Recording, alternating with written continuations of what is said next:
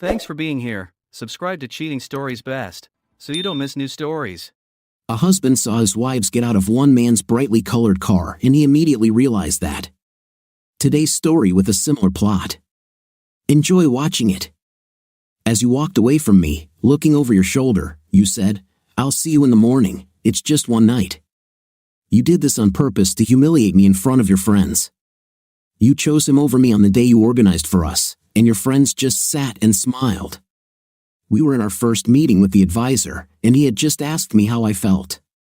The advisor warned me, saying, "I'll play devil's advocate." He looked at Linda and asked, "Did you want to humiliate your husband?" I thought it was a strange question, but I really haven't been able to think straight since that night. She looked at me, nodded, and said, "No, I didn't mean to humiliate you. It was just so you knew I'd be back in the morning." It didn't look like that from where I sat, with my wife walking away, arm in arm with another man. Look at it from my point of view for once. She looked down at her lap, then looked up at me. I tried, and I'm so ashamed of what I did. Since the incident, we have hardly spoken. I only spoke to her about the most necessary things. Giving her the cold shoulder would be too soft. I was in deep silence, but I tried to talk to her when the children were around, trying to give them some kind of normality, and I was terribly unsuccessful. I completely ignored her whenever I could. We slept in the same bed because there were no others. If she touched me at night, I got up and left. If I had a choice, she would sleep in another bed. Having a night with him, she left our marital bed. My name is Dr. John Campbell. You can call me John, Dr. John, or whatever you like, Linda said. I'll call you John, I replied. Dr. Campbell, he looked at me and said, I'll let Linda begin. Jim, do you mind? It's Mr. Northover. I don't care, I said. I took out my phone and put it on the table. I turned on the recording. I hope this isn't being recorded, said Dr. Campbell. It's being recorded, and if you object, I'll leave now, I said, standing up. Linda winced.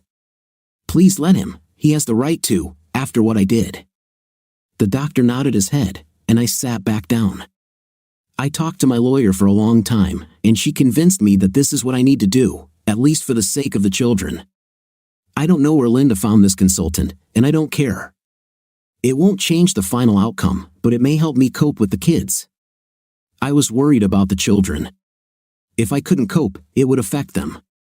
I knew I needed help, and I agreed to it. I had a plan. I will stay married until Sean turns 18 or leaves home first. I'm not impressed yet, but I didn't intend to be.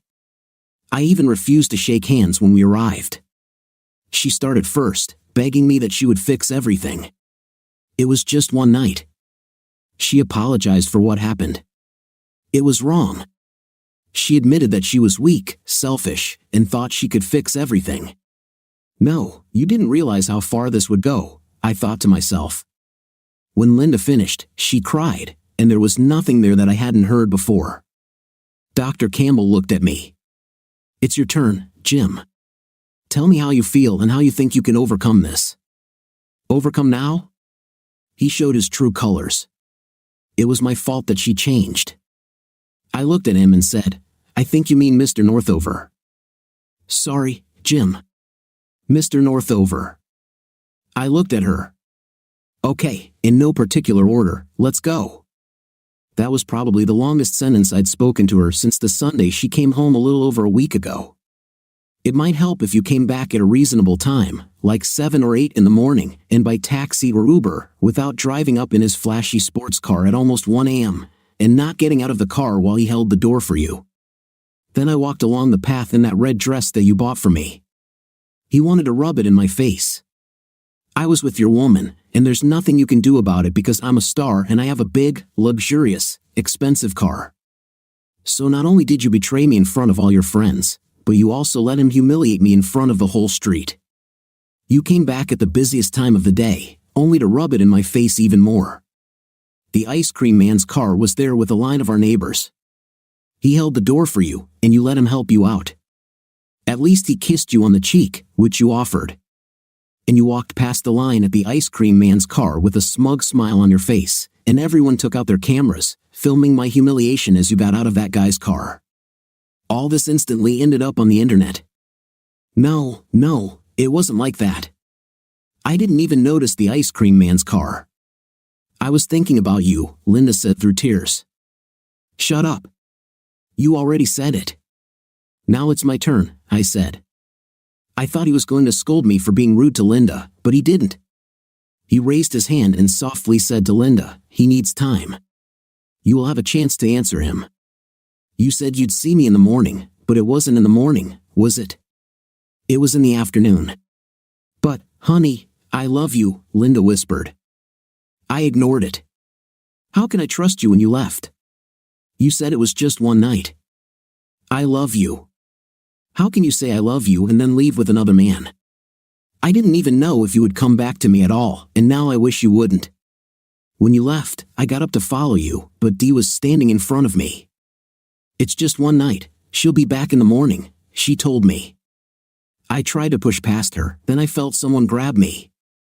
I had to use my heels and elbows to free myself. I pushed past Dee, got to the middle of the dance floor, and suddenly two of his friends were in front of me with their hands up to stop me. Just let me go. It's just for one night, and we will stop you, they told me. I tried to push past them, but they pushed me back. I looked at the bouncers. They looked sad, shook their heads, and apparently, this wasn't the first time he'd done this. I called you, but the phone went straight to voicemail. You must have turned it off. How would I contact you if something happened to the children? So you abandoned the children too. I tried to fight for you, but everyone got in my way. Now I was in full swing and everything came out. I can't touch that man because if anything happens to him, the first person the police will call will be me. And when they find out it's not me, they'll start looking for the next husband of the wife he slept with, and so on. When they don't find anyone, they will come back and start all over again. So I have to make sure that I have an alibi for every minute of every day. I have cameras all over the house so you can see where I am at any time. I even have an action camera with a tracker in the car watching me when I drive. I know there are video cameras at work that record people coming and going. So you see, I'm at risk 24/7, 365 days a year, and I have to defend myself so that you don't accuse me of abusing you or the children. She looked horrified. Jim, darling, I would never do that. And I never thought you'd run off and have an intim with another man. But you did, I said. I saw that. It hurt. If he had just given you a ride home, it would have been better. No, a big flashy car that was loud, attracting everyone's attention, and you just let him do it. I can't go out into town without hearing someone shout cuckold at me. If I go out, I have to go out at night so no one recognizes me. I have to run at night. I can't even go to the pub.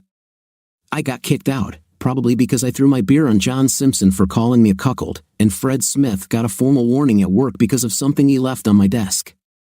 Then when I went to sort it out with him, he pushed me away, so I got a formal warning and was suspended from work for 2 weeks without pay for hitting him. I'm lucky that's all they did to me, probably because I'm the best designer they have, but I lost the promotion that I earned. You know, we were celebrating that promotion when you did it. Dr. Campbell opened his mouth to say something, and I pointed my finger at him. You, Mr. Dark Consultant, said it was my turn to speak, so shut your mouth. He closed his mouth and motioned for me to continue. How will you fix this? How will I recover from that night? I might as well move to another county, or I might just disappear and leave you to fend for yourself and pay the mortgage. If I get divorced, I'll lose half of what I'm worth, what I worked and studied for. But you are the one who cheated. Currently, I feel like I want to kill you and your boyfriend and spend the next 25 years in prison. I could get out in 15 years for good behavior. Pretty much the only thing stopping me is that I don't want my kids to have a killer father. And while we're on the topic of kids, I got a call from the school, and it turns out Sean got into a fight. Someone called you a name and Sean hit him. I begged the school not to expel him. Your night of passion ruined my whole life. I hope it was worth it because now that you've shown you're a cheating hot wife, all the Toms, Dicks, and Harrys will be after you. As far as I'm concerned, they can have your infected body. So this night of passion has ruined my life, your life, and the children's lives, so you have to live with it. After your night of passion, how the hell are you going to work it all out, or am I going to have to sit and wait for you to run off with the next celebrity who attracts your attention? Linda just sat there, shaking her head, saying, I won't. It hurts too much. I promise I won't. Then I got really angry. You also promised to stay faithful. Look how that worked out. Her body shook with sobs. The consultant turned to me and said, if you don't try, Mr. Northover, you'll never know. I looked at him. Why should I take the risk? The only reason I'm sitting here is because of the children. I actually felt better after my outburst. I took a deep breath and seemed to calm down a little. This was the first time I let it all out in one go. It was Linda's turn. Sorry, honey, I didn't really see the line at the ice cream machine. Honestly, I was coming home to you, so I smiled. It was a terrible night.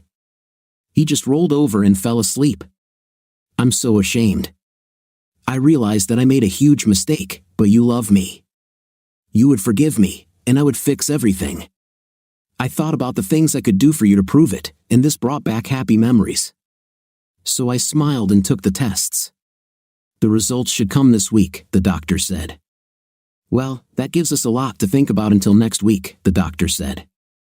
When we got up to leave, I looked at the doctor and said, and even your damn receptionist.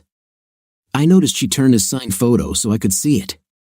I don't think I'll come back here if they treat me like that. That was it, the session ended.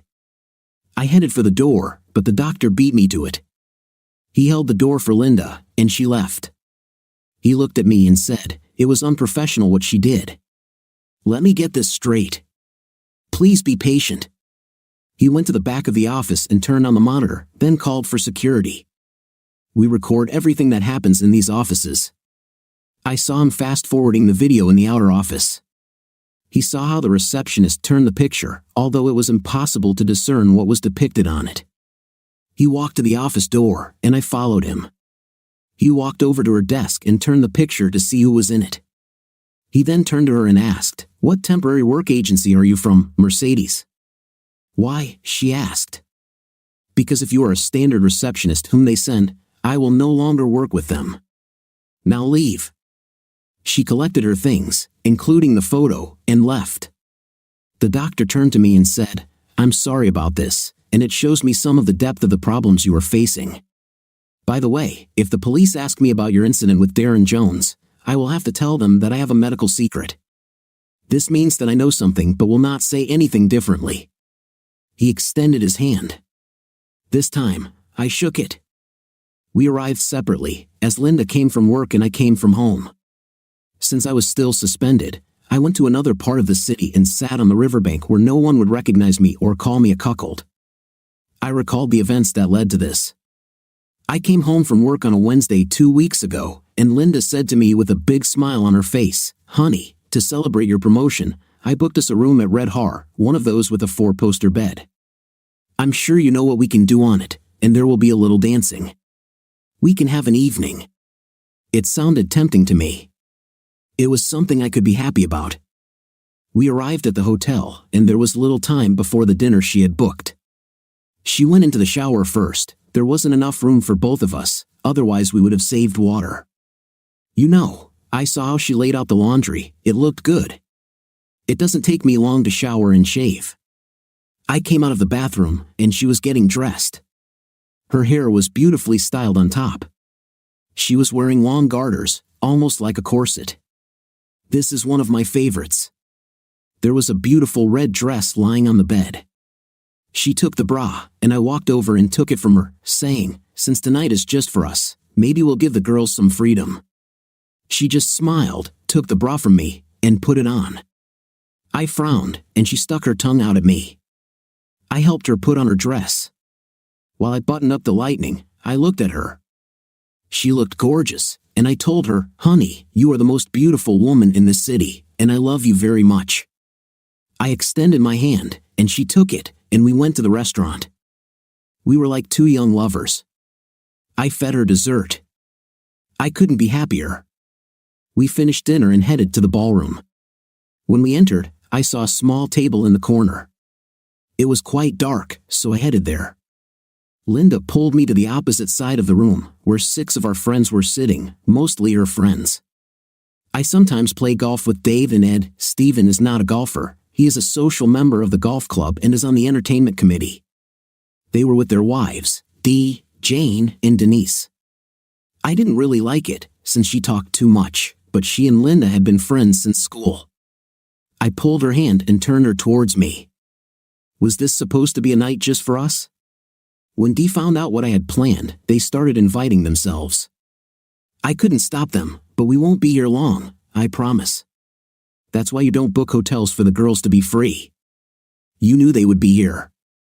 Okay, 1 hour, and we're off to celebrate properly, just you and me. You're right, she said, smiling at me. I tried to get along with my friends. We danced a little, mostly slow dancing. Dee kept asking me to dance, but I refused. All my dances were for Linda. I told her that when the hour had passed, I reached out to Linda and said, "Honey, we have places we need to go." She stood up and took my hand, and we said goodbye with many knowing winks and nudges. As we turned to leave, he stood there. The most beautiful woman in the whole city is leaving so soon. May I ask you for one dance? I vaguely recognized him. Then it dawned on me that he was a local championship footballer. She looked at me and said, "Just one dance, honey, please." It's Marcus Vale. She had done so much for me. Okay, just one dance, no more. You and I have plans. I sat back down. Steven asked me if I wanted a beer. I thanked him and said no. It would only be one dance. Dee sat down next to me. Come on, don't be moody. It's just one dance, and it's Marcus Vale anyway. I don't care, I said. It's our night. It went unnoticed that while we were arguing, there was another dance going on, and I couldn't see them on the dance floor. This dance was not as fast as the others. I got up from the table and walked along the edge, and there they were in the corner. I headed towards them when suddenly 2 guys, whom I perceived as his friends, appeared in front of me, blocking my way. One of them grabbed me by the jacket and said, "I see you're upset, buddy. Go sit at your table, and we'll get you some food. There are 2 of us and 1 of you." I walked back to the table. I saw one of them heading towards Linda and Marcus. I returned to the table and heard ridicule from the guys, and Dee winked at me with her devious smile. There was another dance, and they didn't come back. This time, I stood up. I wasn't going to stop. As I stood up, they appeared in front of me. Her hand was wrapped around his waist, his hand resting on her waist. She looked at me and said, "Just one night, honey, and then I'll come back to you for the rest of my life." She turned and walked away with him. As she walked away, she looked over her shoulder and said, "I'll see you in the morning. It's just one night. I love you." I was about to follow her when Dee stood in front of me and hands grabbed me from behind. "It's one night. Just give her one night, and she'll come back. She'll fix everything. This is Marcus Vale." With the help of my elbows and heels, I managed to free myself. I made my way through the crowd to meet his 2 friends again. One put his hand on my shoulder and said, "Leave it. She'll be back tomorrow. Nothing bad will happen, I promise." I didn't know this idiot, so I didn't believe him.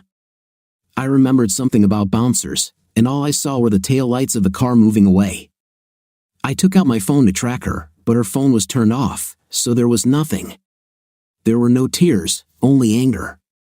And there would be pain, not just mine. I returned to the table. They were all there. It was obvious there was an argument going on with Steven and Denise shouting at the other 4. When I came up, they could see how angry I was. I told them, "Next time you see her, tell her it's a scam." I looked at Edward and Dave and said, "Next time I see you, you better turn around and run away, because I'm going to take the biggest stick I can find and beat you to a pulp. I suggest you stay away from dark places from now on." I turned and walked away from Linda's friends. I went up to our room, collected my things, and went home. I left her things there. Now I was crying. Our 2 children, Sean and Carrie, were with her parents, so the house was empty.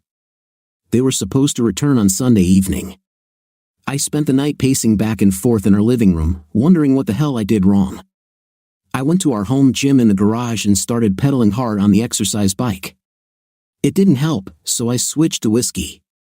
But after a couple of sips, I realized that wasn't the answer either. And then I saw the sun rise.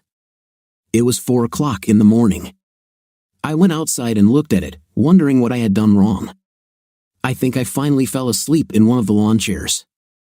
I woke up to the sound of children playing. I went into the house and made coffee, wondering what time the cheater would return in the morning. I waited.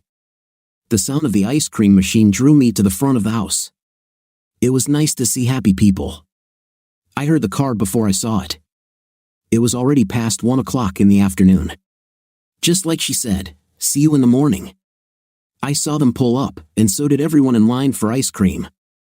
He came out and opened the door for her, offering his hand. She needed help getting out of the car in that dress. It was so low. He kissed her cheek, looked towards the house, and grinned. She walked towards the house with a smile, passing the line at the ice cream machine. Could it be worse? She walked up to the house and didn't have the keys, so she knocked on the front door. I didn't open it. I was just sitting there waiting. I heard the back door open, and she walked into the living room. She came up to me and said, "I'm sorry, honey. It was a mistake. I shouldn't have done that. If it was a mistake, why did you come home before midnight? I'm not sure I believe you. You probably wanted to sleep with your boyfriend again." "No, I didn't want to. I'm ashamed.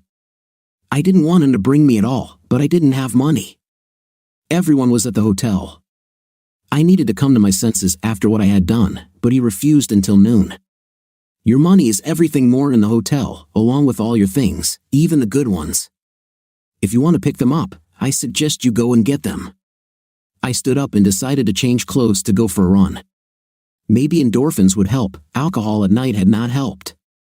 As I walked down the stairs, she told me that the hotel had kept her things. Then it started. As soon as I walked out the front door, I heard the first scream that would haunt me for days. "Hey, cuckold. How was your night?" I looked around but couldn't figure out where it was coming from, and there were a lot of people who could have shouted it. After that, I stayed at home most of the time during the day. I would get up very early in the morning to run or work out in our home gym. I used to go swimming once a week, but now I wasn't going to do it. I did some digging on the internet about Mr. Vale. While I softened a little towards Linda, even starting to prepare food for her, I still didn't talk to her unless I had to. The following week, we had another meeting with the consultant. Linda pointed out that although we slept in the same bed so the children wouldn't notice, I didn't let her touch me. I started wearing pajamas, which I had never done before. If she touched me, I would go downstairs and sleep on the couch, then get up early in the morning and go for a run. "Children are not stupid, and they notice that something is wrong," she said. "You don't talk to me, you ignore me. You talk to them, play with them, but you have nothing in common with me. They've noticed it and asked why you don't kiss me like you used to and don't talk to me." I just looked at her. "What do you expect? You gave your love to another man. That means you don't love me, which means I don't love you. I'm only here for the children." I was angry, but the problem was that I still loved her, more than I was sure I could forgive her for what she did. Do it once, she can do it again. How can I trust you? You ran away from me once.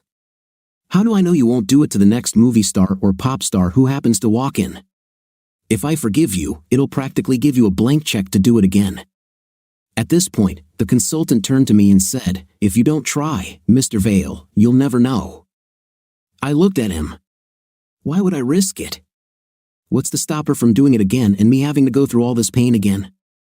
The only reason I'm here is because of Sean and Carrie. He looked at her and said, "Linda, what do you have to say about this?"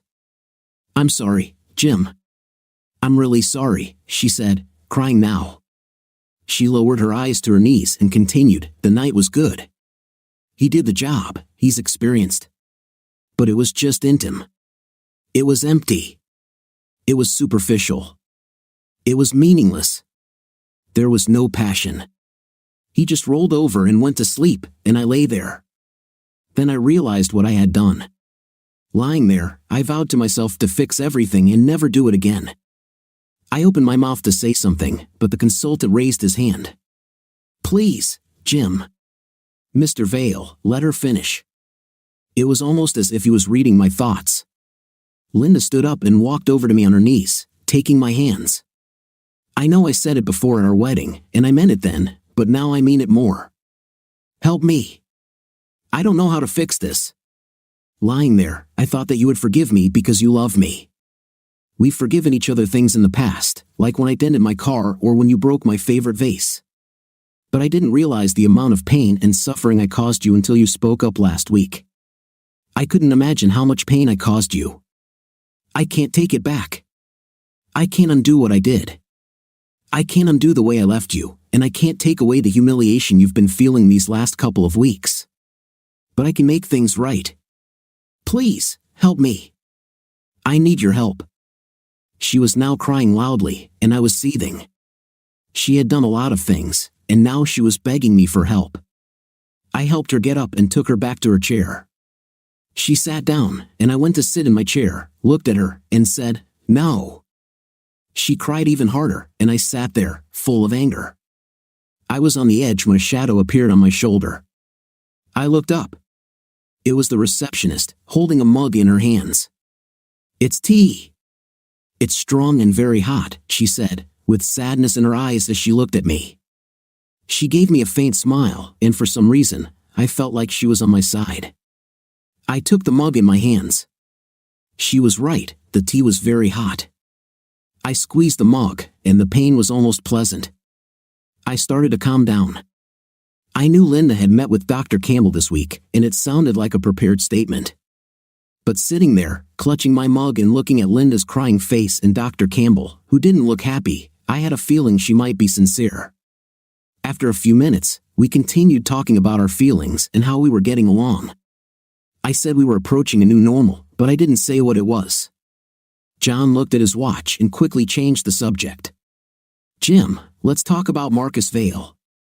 What do you think he gets out of this?" A flash of anger crossed my face as he used my name. I think he understood it.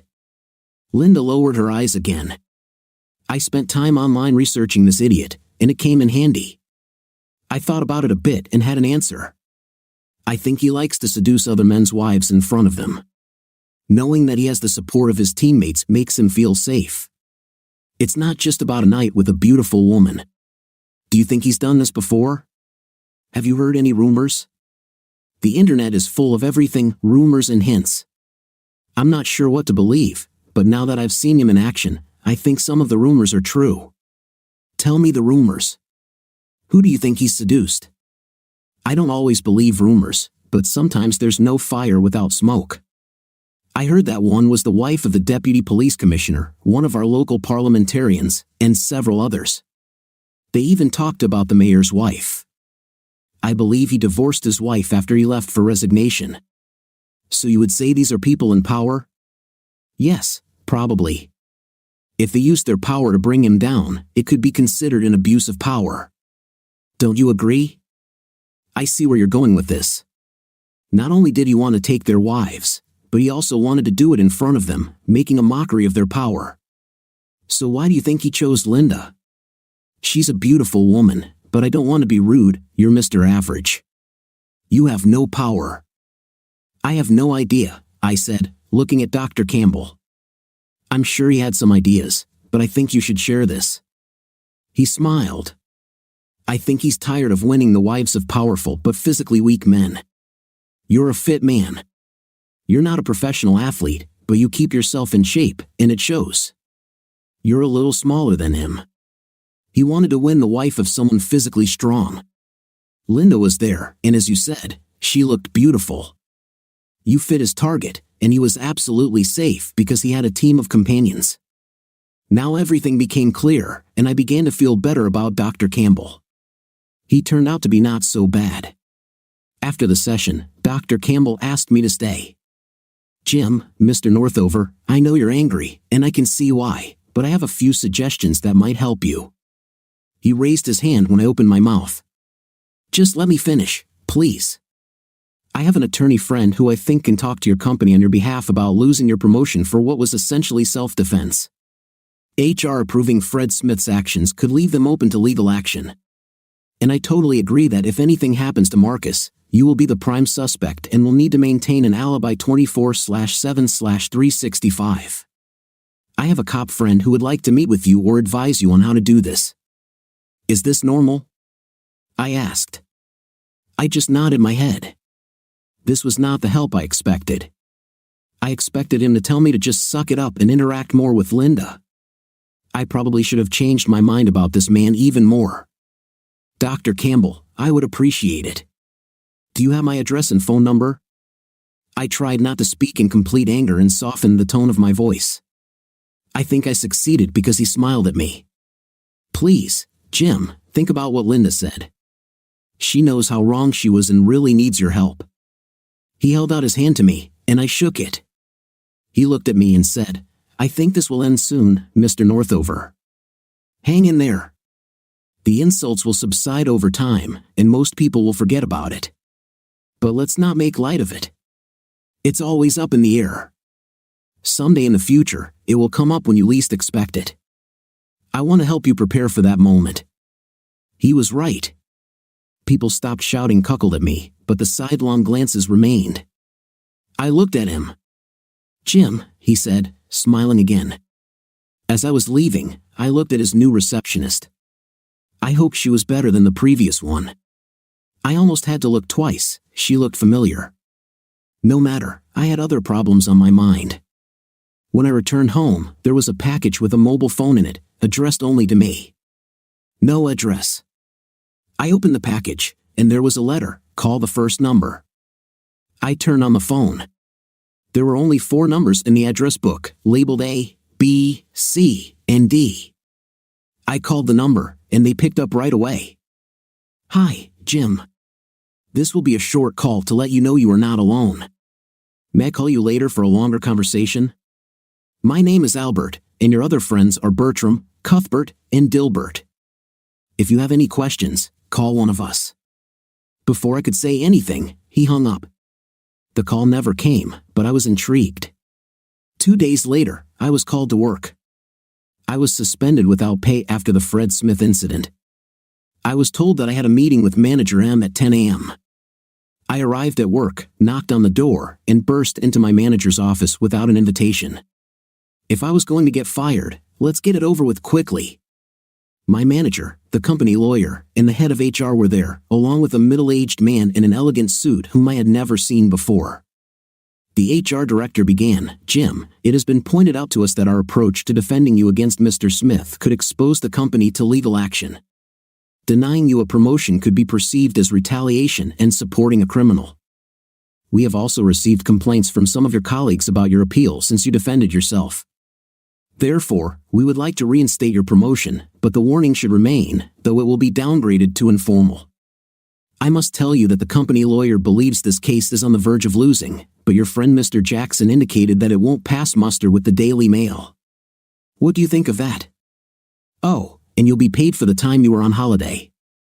Mr. Smith has been suspended without pay for another 2 weeks." I didn't know who Mr. Jackson was, but I liked him, and until that moment, he hadn't even said a word. I accepted their offer. Mr. Jackson and I left the office. We didn't speak until we were out of the building.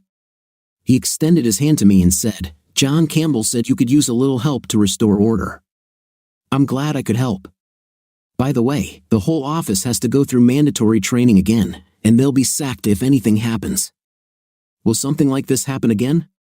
Do you have a phone? I asked. He nodded.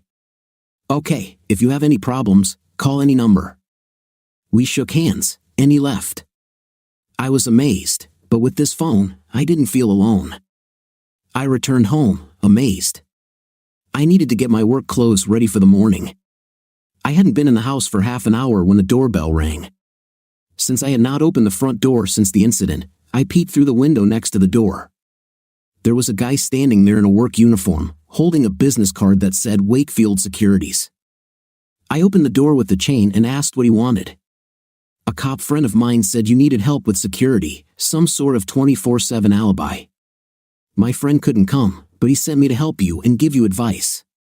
Dr. Campbell asked him to come in, but he couldn't, so he sent me. I let him in and showed him the CCTV system I had installed. He said that I did a good job but went too far. There's no need to put a camera in the toilet and bathroom because the cameras in the kitchen and bedroom already record everyone who enters or leaves. There's no other way. I pointed out that I wanted to see what she did when she was alone there, but that was what worried me.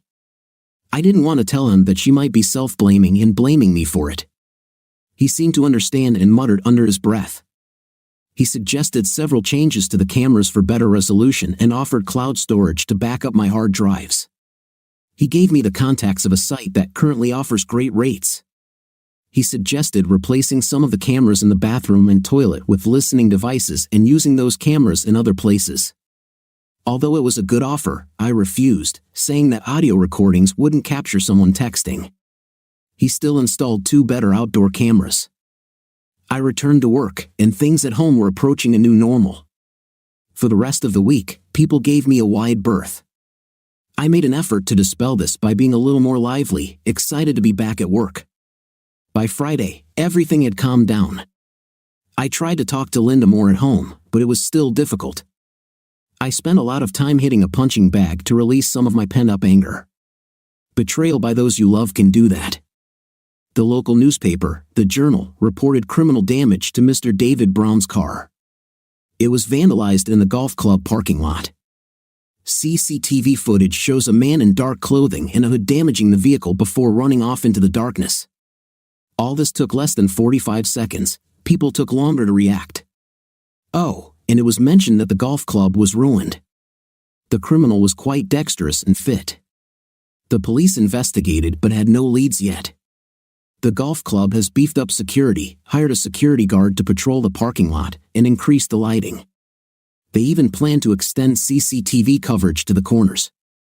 As a member of the golf club, I'm sure rumors of the altercation at Red Heart had reached the police, or Dave might have pointed them at me. I was expecting a visit, they were just doing their job. 2 uniformed policemen arrived. They were polite, so I invited them in.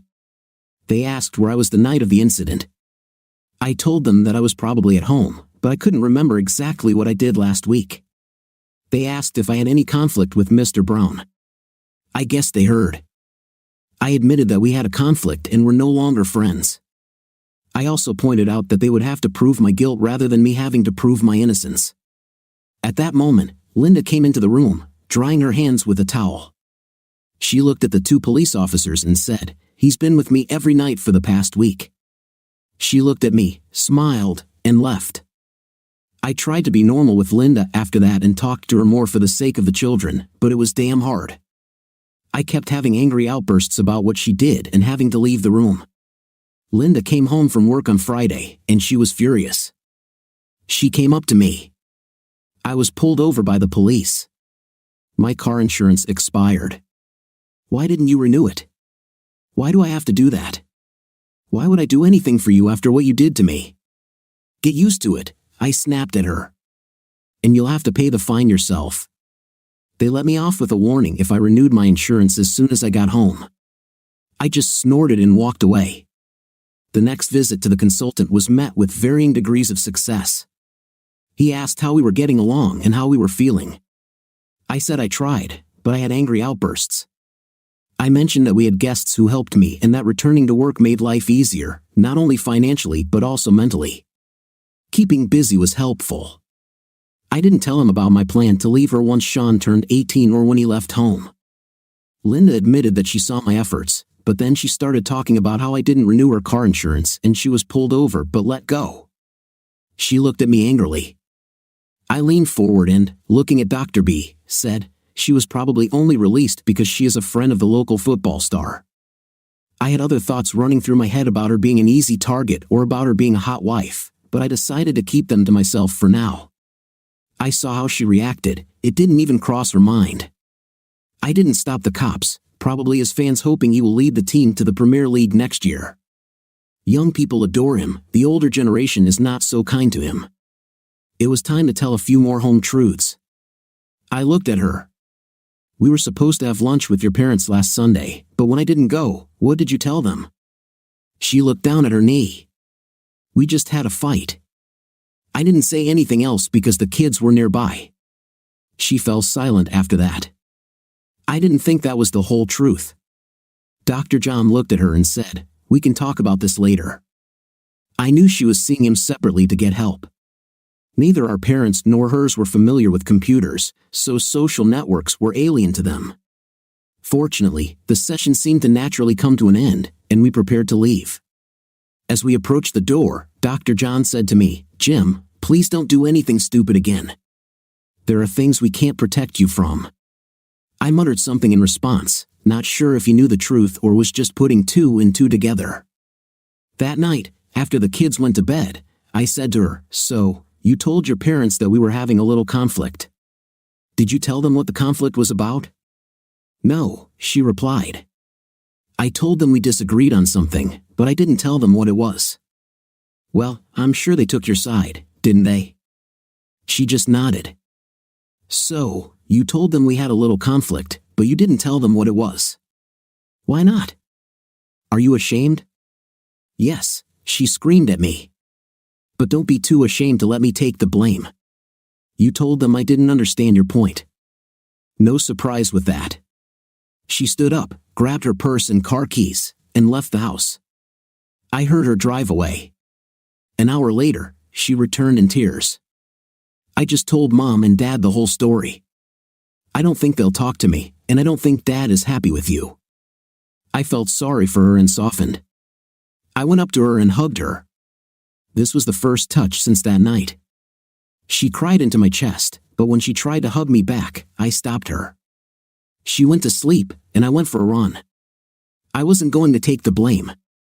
I took the phone and made a 20-minute run to her parents' house. I called them and told them I was going to see them. I didn't give them a choice.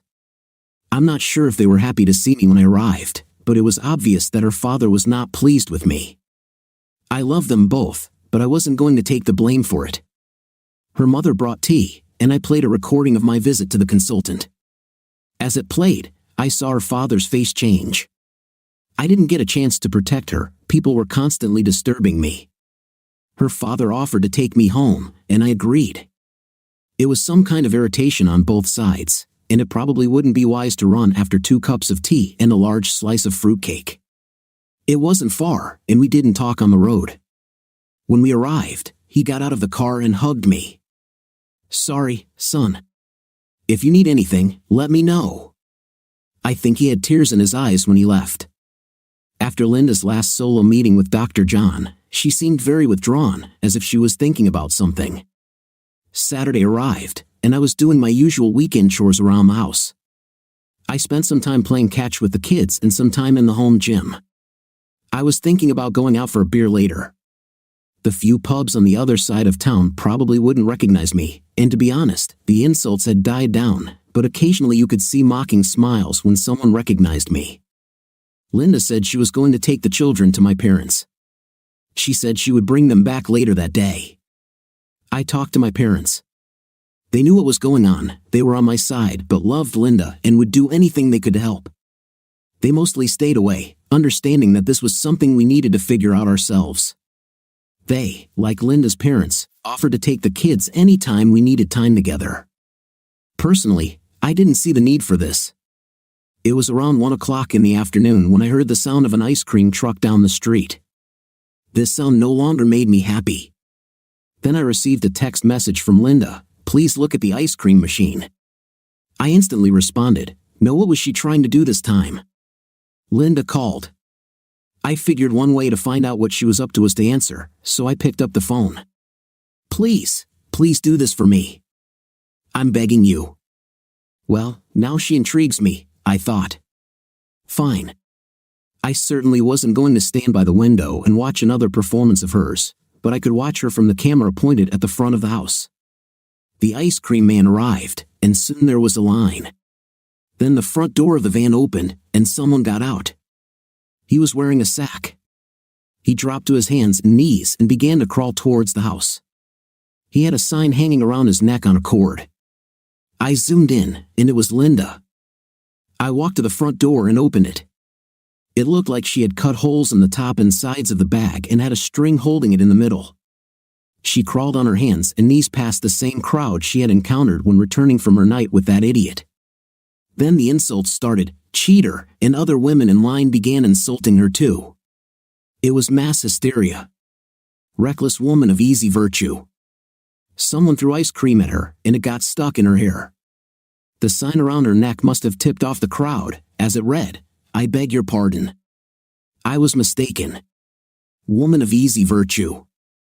Everyone took out their phones, but she continued to crawl on her hands and knees until she reached me and then bowed before me. I extended my hand to help her get up and led her into the house. The cameras were still filming. I walked up to the line and shouted, "If I see this on the internet, I'll come after you. Show some decency. Haven't we suffered enough yet?" I left. I recognized most of the women in the line, but there were one or two I didn't know. I think it was them who started getting abusive. I don't think she lived here, but she seemed familiar to me. I was sure I had seen her somewhere before. Her hair was different, she dressed differently, but I had definitely seen her before. I couldn't remember where. It didn't matter, I had other problems at the moment. I helped Linda inside, sat her down in a chair, and brought her a hair towel and tea. I looked at her and said, "Just tell me why."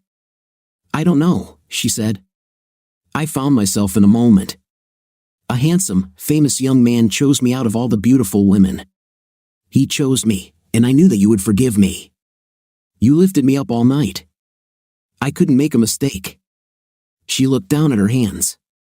But I was so wrong. You didn't forgive me, and when you screamed at me in John's office, I completely understood it. The shame and pain I caused you.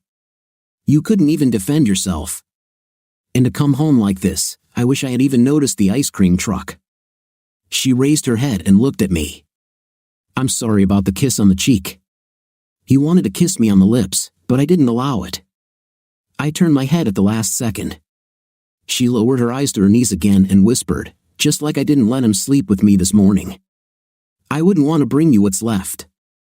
Her body was shaking with sobs. "If you want a divorce, I won't resist, but we will have to share custody of the children. But I want to take revenge on him. I have to take most of the blame. I should have been stronger. I shouldn't have let him seduce me. But John told me some of his stories, and it's a game for him, seducing married women in front of their husbands and then not giving them a chance to assert their rights. It wasn't me he wanted, it was a power game for him, and you were his target. I was just a pawn in his game. I'm not that beautiful after all." She looked at me. "I want to hurt him for what he did to our family," she said, gritting her teeth. I thought to myself, how come the consultant knows his story? She continued, "It was empty." Then I realized that I had done well, not everything until you swore in John's office. "I'm sorry, honey." "Then why didn't you just come home?" I pointed this out to her. I was ashamed of what I did. I didn't know how to look you in the eyes, and I didn't know where I was. I was so enamored with being with him that I didn't see where we were going, and I didn't have any money. You had a phone. You could have called me. I didn't know where you were, and I didn't know if you would come for me after what I did." She seemed to have no more words. She just sat and sobbed. I think that was the moment I gave up. After seeing the humiliation she went through and her realization of the full impact of what she had done to our lives, she seemed absolutely remorseful for her actions. I extended my hand to her. "Come on. I'll help you shower, and then I'll pick up the children. They're staying at your parents' place overnight." She took my hand, and I led her upstairs to the shower. I think she was sleeping, but every now and then she would start and sob. Forgiveness began to come. I didn't sleep much, thinking about what she had done earlier. It couldn't have been a spontaneous act, it would have required some planning to orchestrate such humiliation. The next morning, the house was a completely different place. I checked social media, these were her pages, not mine. I deleted mine a couple of weeks ago. For some reason, there were no posts. It was clear that several had been deleted. We didn't talk much, almost like we didn't know what to say. We went about our business. She cleaned the toilet, washed clothes, and made a couple of cups of tea, but kept walking past me, touching me. It seemed like she wanted to make sure I was still here. I didn't reject her touch like I used to. I had been working on cars that had been abandoned for the last couple of weeks, so I got dirty and went upstairs to shower. She was making the bed when I left.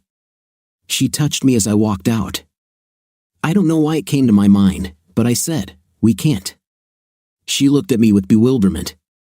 Her light bulb went on, and she jumped out of bed and ran downstairs. I heard clattering down the stairs, like a fairy tale elephant, and then back up, probably 2 steps at a time. She had a piece of paper in her hands. "I'm clean. I got tested on Monday," she said, looking down. I didn't trust him. I grabbed her hand and pulled her back onto the bed. We made love.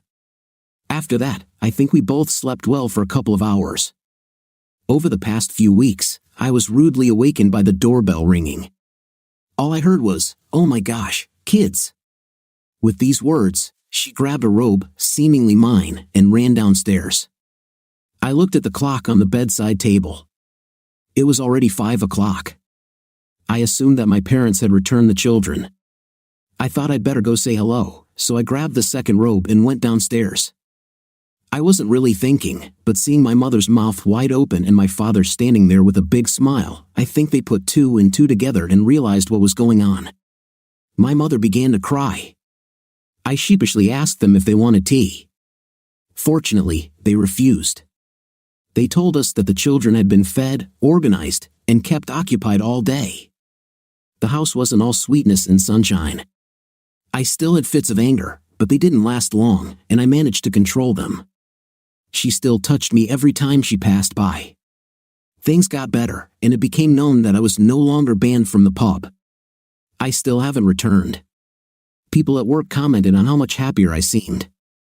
Before this, I must have been a real grumpy idiot. This time, I was almost looking forward to seeing Dr. John. It was interesting, and I learned a little more about what Linda was thinking. Now she mentioned it after the ice cream truck incident. As we entered Dr. John's office, I suddenly recognized the secretary. I was pretty sure she was the one who had started shouting insults at Linda at the ice cream truck. Maybe she was the one who threw the ice cream, but I couldn't be sure. She stood out because she was one of the few who didn't have a camera. We didn't wait long before Dr. John called us into his office. He saw the difference and had a big smile on his face. For the first time, we actually sat next to each other. He started the conversation. "I think something has happened since we last saw each other. Do you want to talk about it, Linda? Do you want to go first?" I realized that he could have gotten the whole story from his administrator. "Can you tell me and Jim why you did it?" She stood up, looked at me with that determined face I hadn't seen in weeks, and said, "I can't take away your humiliation. I can't undo what I did to you. When I came home that Sunday afternoon, I could, however, join you in your humiliation. That's what I decided to do." She lost her composure a little. "To show you how sorry I am, it was as bad as I thought. I wanted to get up and run, but I forced myself to crawl past those people who saw me that Sunday. I was not humiliated that day, but the humiliation began there for you." Dr. John looked at me. "What do you think about this, Jim?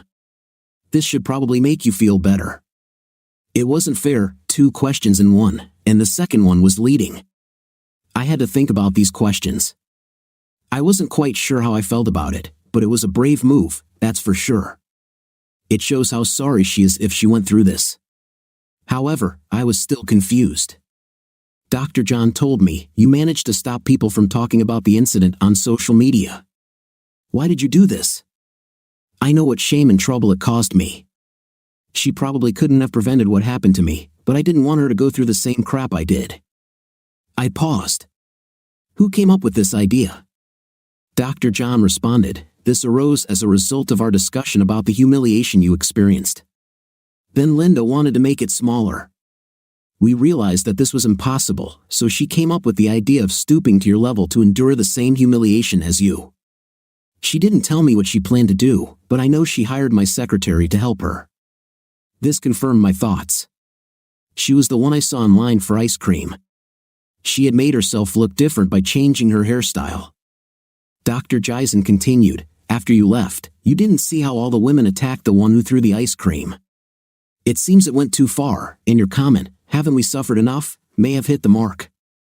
I made it a point to have short sessions with Dr. John throughout the week if something bothered me. Sometimes it was just a telephone call, sometimes he called me himself. It seemed strange to me that he always had time for me. It helped me control my anger, well, almost always. Jim, I asked Linda if I could share this. She seemed to agree. I know Linda wants revenge, not just against Vil, but also against Edward, David, and their wives for what they did. She didn't fully understand the impact of their actions until you spoke up at your first meeting with me. Linda squeezed my hand. My father was right, you would have stood up for me.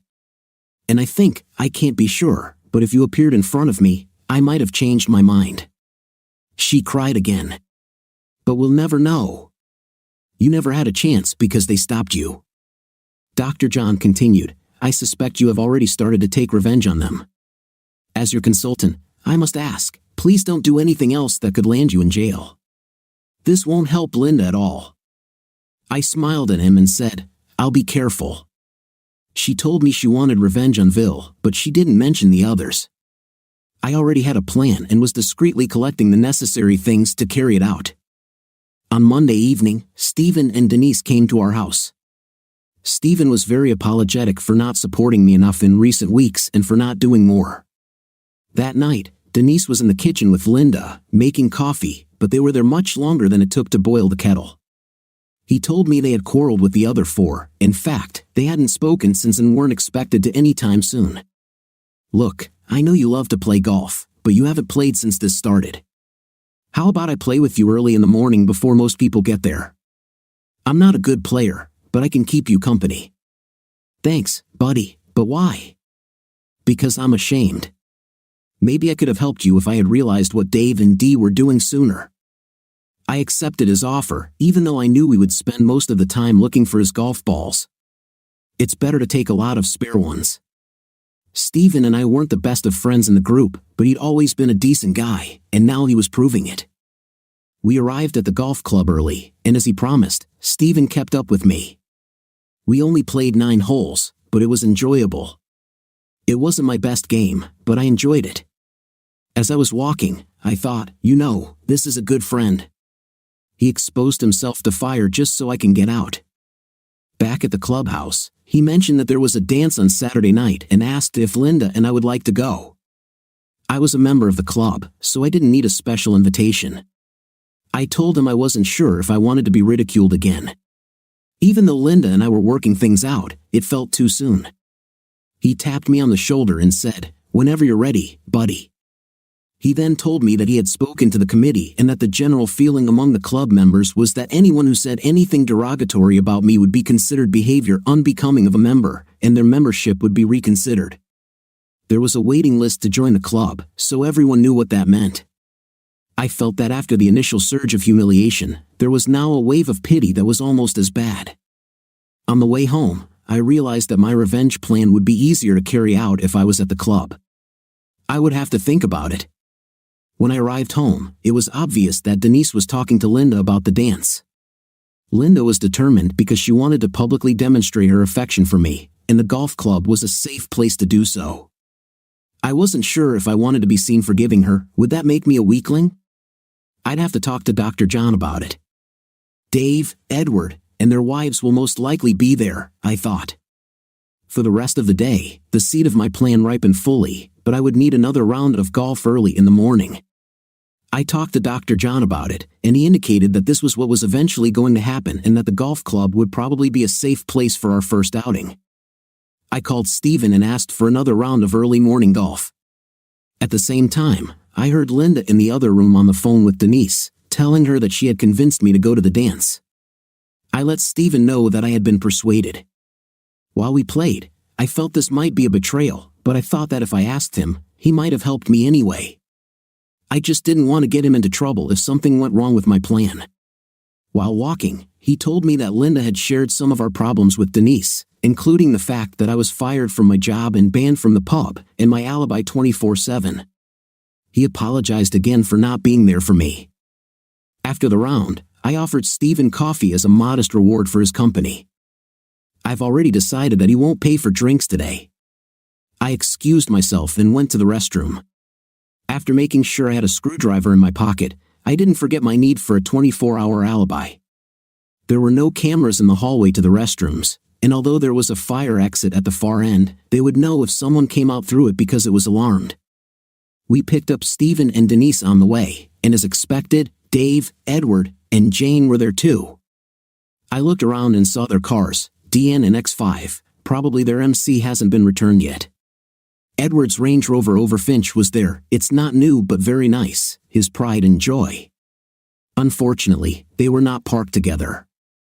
In fact, there was a space next to Overfinch that Linda used. The evening went well. I kept my word, and Stephen didn't pay for the drinks. I insisted, but I watched how much I drank. Then I saw my chance. The security guard had just returned from one of his rounds around the parking lot. I excused myself and went into the small room. He ran out the fire exit like a rat through a chimney. I grabbed the bag I had hidden behind the fire exit earlier, put on my gloves, and took out the first gas burner from it. I lit it, pointing it under the X5, aiming for the fuel tank. I didn't know how long it would take, and since it was diesel, I didn't know how quickly it would catch fire. Then there was the Overfinch, which was closer to the fire exit and ran on petrol, which burns better than diesel. I pointed the lit gas burner under the Overfinch tank and then ran back through the fire exit, slamming it behind me. It's good that I trained. I wasn't out of breath when I came back and sat down at the table. About 2 minutes after I returned, there was a loud explosion. People ran outside, some through the front door, others through the fire exit. Linda looked at me. We followed the crowd through the fire exit. I was the last one to arrive and only had a few seconds to reconnect the fire door sensor, just as the alarm went off. I don't think anyone noticed. They were more interested in the burning Overfinch. Unfortunately, one of the cars parked nearby was also slightly burned. I looked around, and with the extra lighting in the parking lot, the small flame under the X5 was not visible unless you knew where to look. I knew, and suddenly it flashed brighter, but still focused on Overfinch. By the time they noticed, it was too late, and the X5 was completely engulfed in flames. People managed to drive their cars away from the burning X5. People saw whose cars were on fire, and many glances were thrown in my direction. I just smiled. The crowd split, and a very angry Edward rushed toward me, shouting, "You did it, you an idiot!" He and Stephen attacked me, but I fought them back. It was time to return to the club. We could hear emergency sirens in the distance. I decided I needed to sit down and have a beer. It was going to be a long night. Linda never strayed far from me. She held my hand as we walked back through the front door. She whispered to me with a smile, "Are you satisfied now?" I replied, "And you?" "Oh yes," she said, then kissed me. The police interviewed everyone. Strange, but I was the last to be interrogated. I could describe every minute until I went to the restroom, and as Stephen pointed out, I didn't have time to go around and light the fire. I would have been seen on CCTV, and security would have seen me leaving through the front door. The fire exit was alarmed, and no one heard it go off until everyone went to check on the fire. There were discussions about the attack on David and Edward, but it was ruled self-defense after CCTV footage was reviewed. The policeman said David and Edward might be charged with something, but he would have to discuss it with his superiors. "Oh, okay," I said. It probably helped that our car was parked next to Overfinch. Okay, it wasn't our best car, it was Linda's school bus, and if it required replacement, so be it. Stephen and Denise offered to take a taxi home. We didn't get home until early morning. The sun was already rising. Things were returning to normal. Linda continued to walk past me, touching me. Unfortunately, I still experienced outbursts of anger. On one of our trips to see Dr. John, he made what I thought was a ridiculous proposal. We had to go back to where it all started, have a good night, and exorcise our demons. Leave everything behind, especially me. Going back to Red Hat on Saturday night for the dance, I wasn't sure. Now I liked Red Hat. They sell good beer, there's a roaring fire at Christmas, and the best bacon and brie sandwiches you can find in town. It's a small thing, I know, but I would feel sorry for the place. But yes, it can help exorcise demons. I told him I was worried about that idiot showing up again. Dr. John assured me that if he showed up, he wouldn't be interested in Linda. He's been with her once and never goes back to the same woman twice, he said. He studied this man, he confessed. I think Linda and I realized it ourselves. Linda agreed that we should continue to show people that we are together, and if he is there, she will have fun ignoring him. I admit I was scared. She did it once, will she do it again? At that moment, I made a decision, yes, we will go, and if she leaves with him again, it will be the end. There will be no coming back a second time, and I will take everything back one way or another if she comes home with me.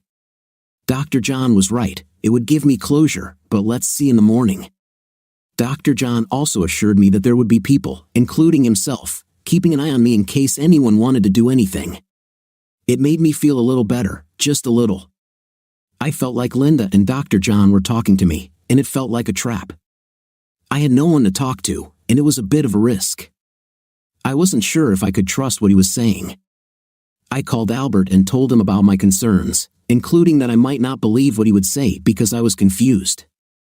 He just laughed it off and suggested we call Dilbert because that was his specialty. I thought about it, so I decided to keep an open mind. I realized I had nothing to lose, so I called Dilbert.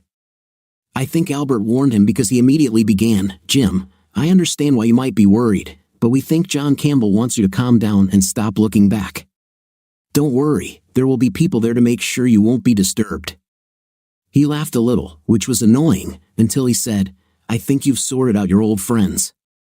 I don't think they will show up. We were getting ready. I admit I was nervous.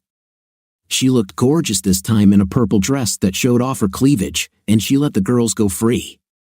The dress was cut to the thigh, and if you looked quickly, you could see that she was wearing stockings. I just hoped it was all for me. She saw that I was nervous about this. Darling, please don't worry. This is my chance to prove to you that I'm yours, she said. She looked amazing that Friday night in the red dress, but she looked even better now. What bothered me the most was that she didn't seem nervous, she was looking forward to this. I think it made me even more nervous. I started to calm down after we ate. After dinner, we headed to the ballroom. We danced a couple of times, she smiled at me and held on to me. The time was getting closer to when we had to go to our room. I grabbed a beer on the way, I'd only had 2 glasses of wine before, just in case you know. Then, like last time, just as we were about to leave, he entered. He looked around, saw us, and headed straight towards us. He had a smirk on his face. I'll take your woman again, he said. So much for Dr. Campbell's assessment. I felt for a second that this was just another setup, but then he was in front of me, and I had to do something. Get out of the way, cuckold. I want to dance with your woman. Linda was next to me. Let's leave, dear. He's not worth it. He's not so great in bed either, he just shows himself well, like on the field. It's all show and no substance. Now I knew whose side she was on and who she would go home with, or to the hospital if I'm wrong. I could see how angry this made him. Linda, sit down. This is a man's job. We were so close that I could feel his breath.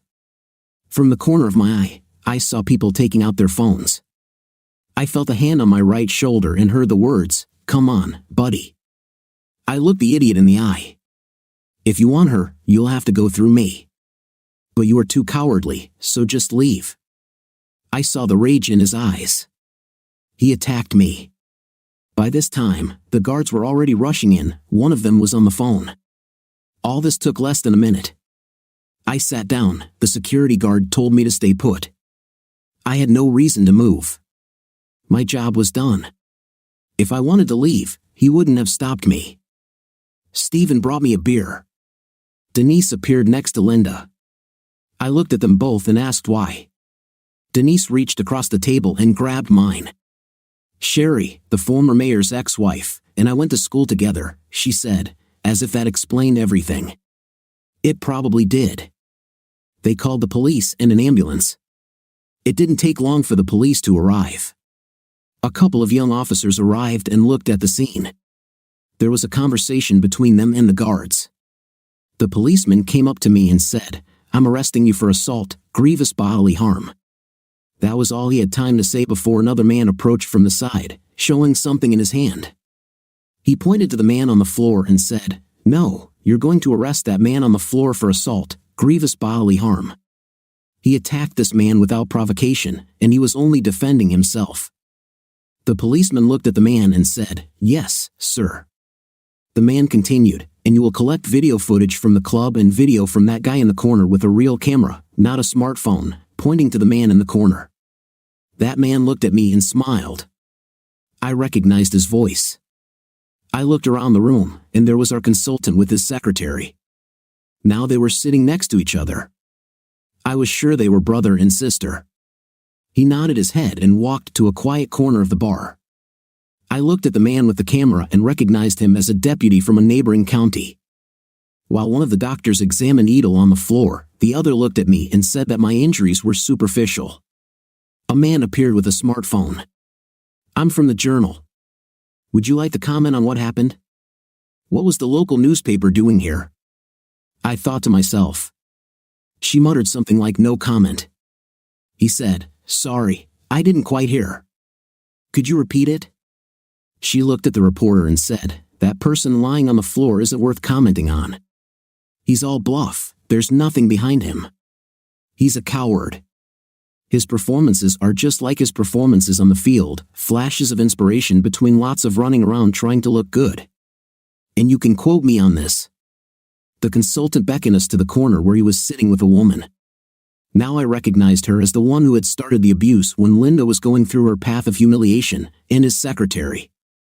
The consultant introduced us. "Let me introduce my sister, Sophie." This confirmed my suspicions.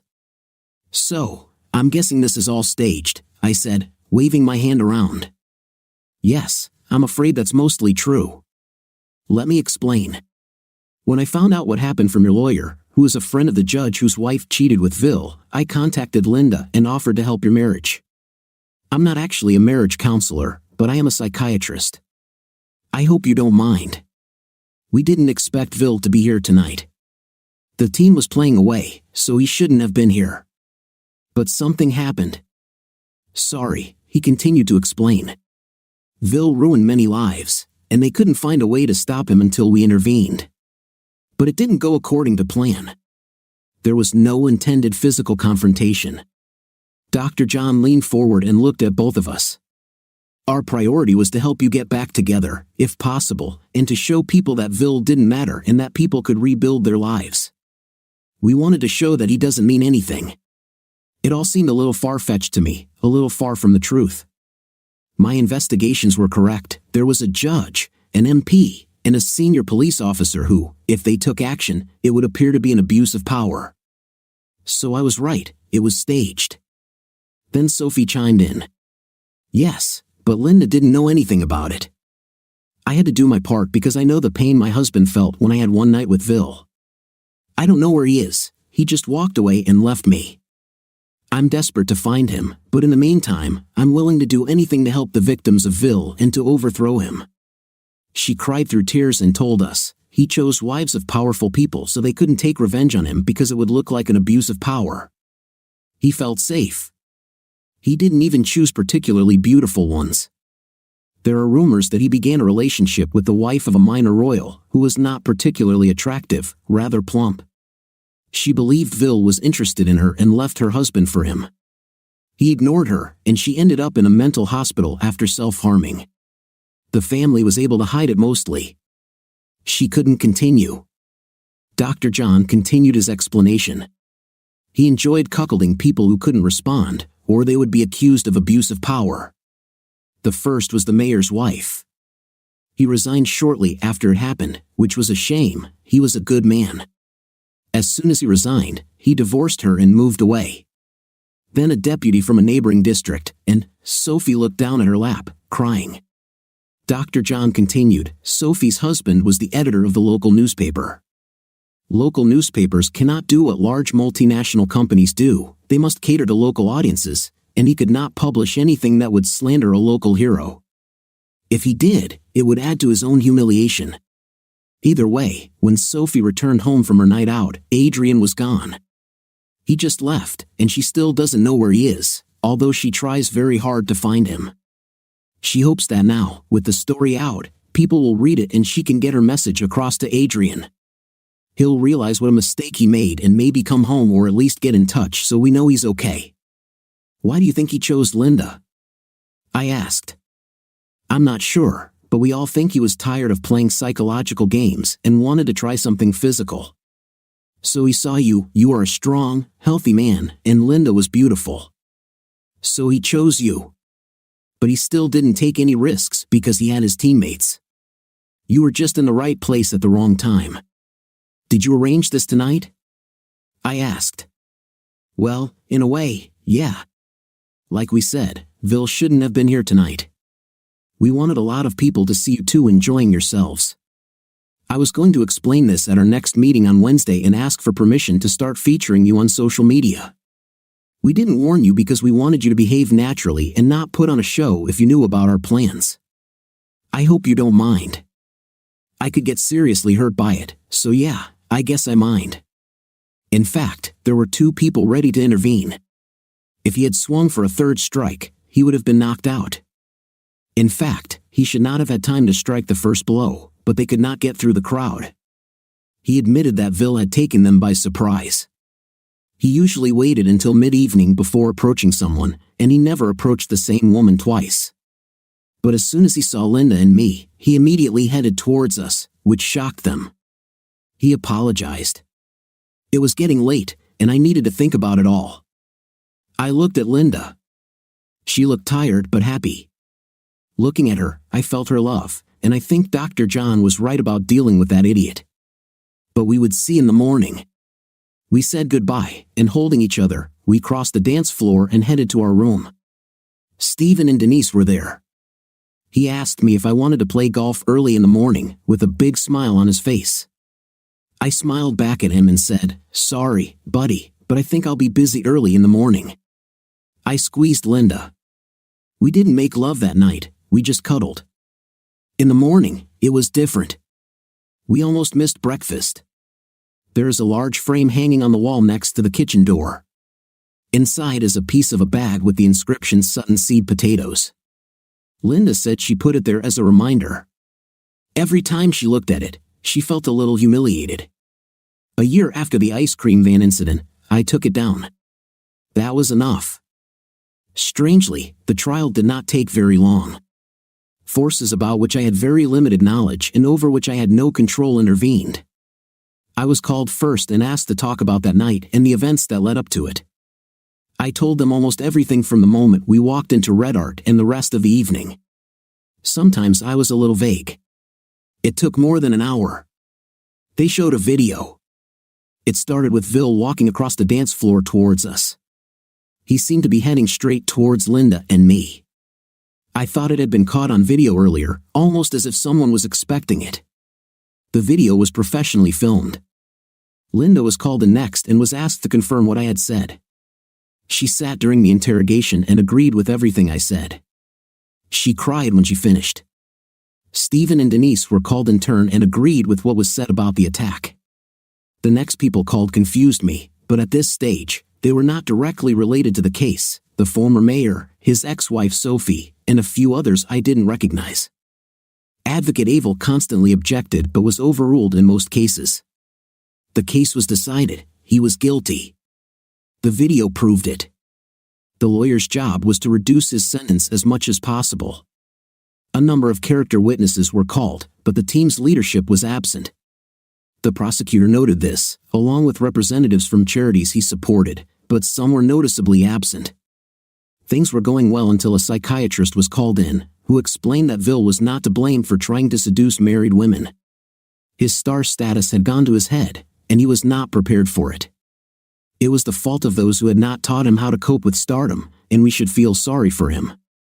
However, my lawyer pointed out details of courses available on the subject run by the Football Association, which Vil had signed up for but did not attend. Vil exploded, screaming and shouting, and the court session was interrupted. When it resumed, contempt of court was added to the charges.